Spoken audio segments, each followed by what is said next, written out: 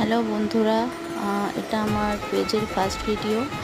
এটা আমার বিয়ের শাখাপলা পরার যে রিচুয়ালসটা থাকে সেটার ভিডিও।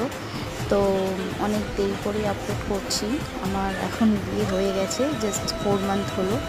বাট আমার যেহেতু চ্যানেলটা নতুন, আমি সেই জন্য এই ভিডিওটা আপলোড করছি। তো তোমরা দেখতে থাকো, যদি ভালো লাগে so please like and subscribe করে দিও। Thank you.